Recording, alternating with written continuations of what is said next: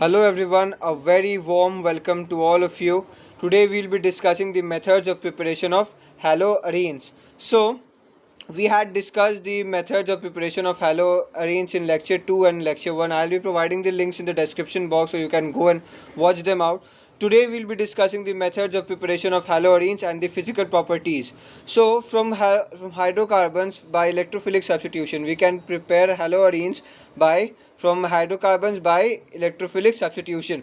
Here we see the electrophilic substitution. So we see here that we get two products. One is an ortho product and one is a para product, and we know that the para products are more stable, and when it is more stable we get more products. So the para position product, the p halotoluene, we get the major product, and the ortho halotoluene we get less stable, we get minor product.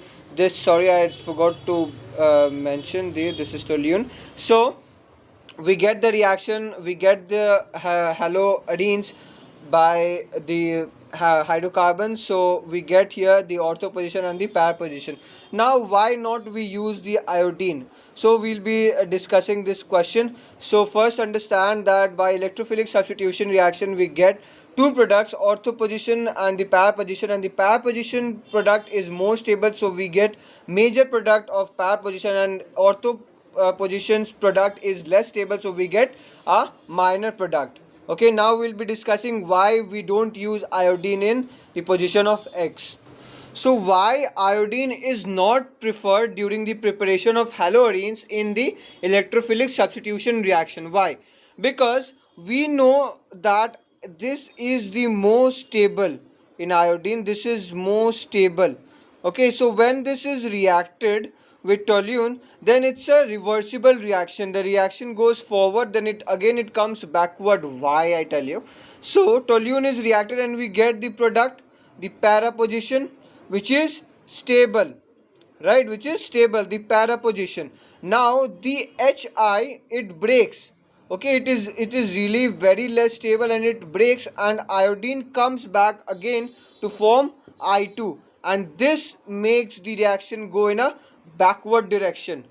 So we know how to prevent it. I will discuss how to prevent the backward reaction, but first understand what's happening in the reaction.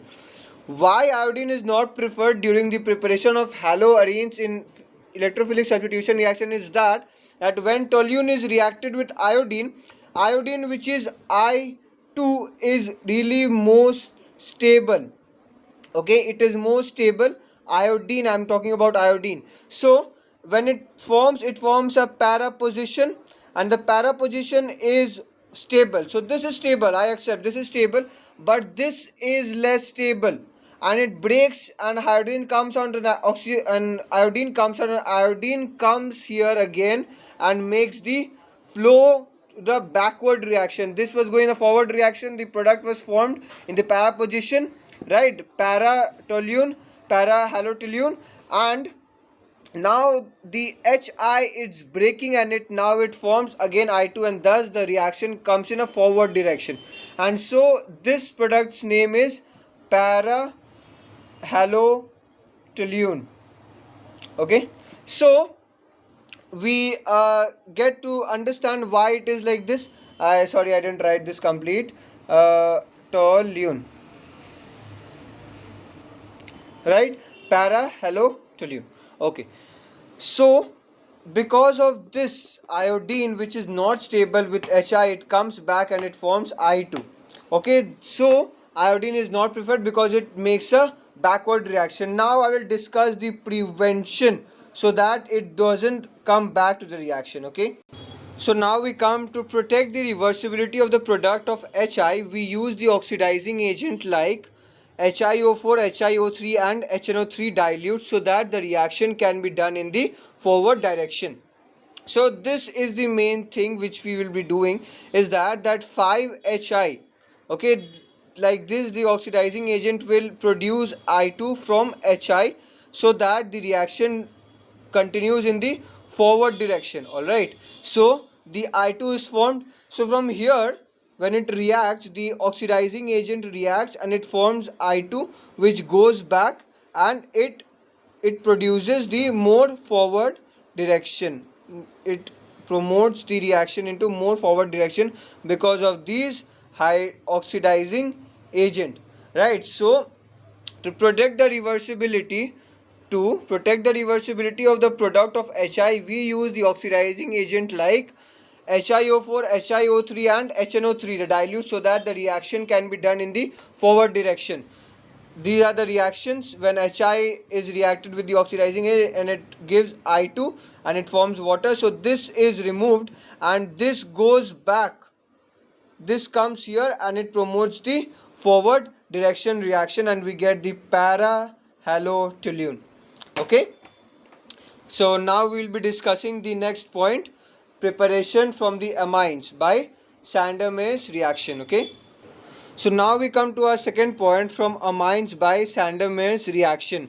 In this, first we need to form the benzene diazonium halide. Okay, diazonium halide. First we need to form this, then we'll be doing the rest of the reaction. So first we need to produce the benzene diazonium halide by the catalyst using NaNO2 plus HX, and it is in room temperature. We can also say that 273 to 278 Kelvin. Okay, so this is mainly in 0 degree to 5 degree. I'm really sorry for that. So the reaction in the temperature is 0 to 5 degree centigrade, or 272 to 278 Kelvin, and we formed this, and now we react it passing by CuH2, and then we get the aryl halide. So the preparation of haloarenes from amines by Sander-Mears reaction. So we get the amine from first producing the benzene diazonium halide, then we made the aryl halide by passing of CuH2. Okay. Now if we can also use Ki, okay, potassium iodide, and not always we have to use this, so we can use Ki, and the benzene diazonium halide, we pass it by Ki and we get our aryl halide. Okay, we get our aryl halide. Now we'll be discussing the physical properties of it.